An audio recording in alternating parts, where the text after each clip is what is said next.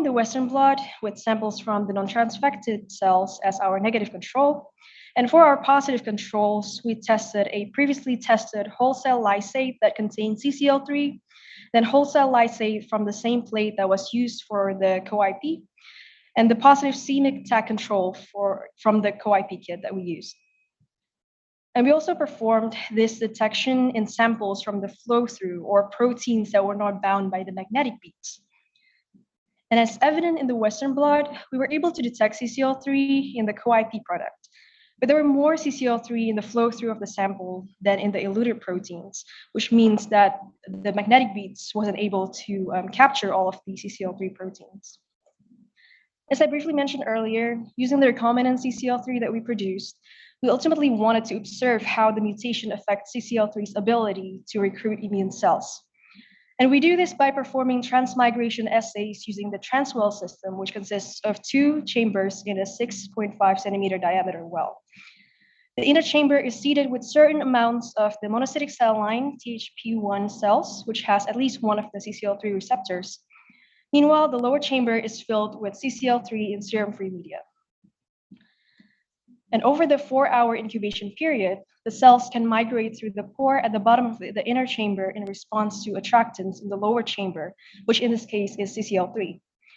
And cells in the lower chamber can then be enumerated to determine the amounts of cells that migrated.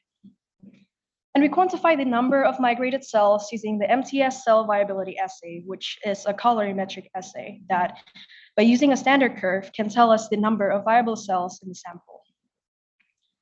And this summer, part of my objective was to find the optimal concentration of CCL3 for the assay, which would be the one that would give the best data.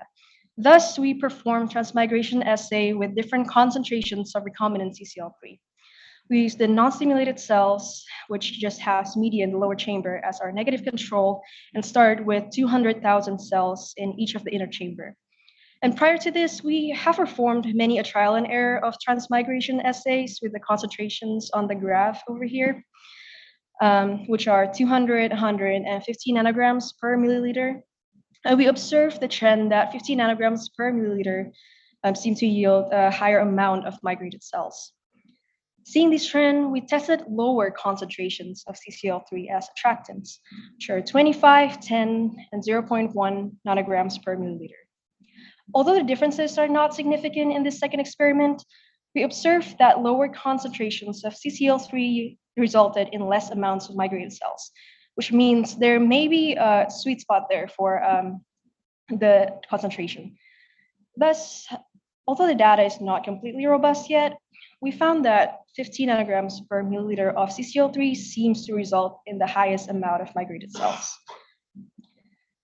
In conclusion, this summer, I have standardized the conditions for this project, and we established that 0.5 micrograms per milliliter of CCL3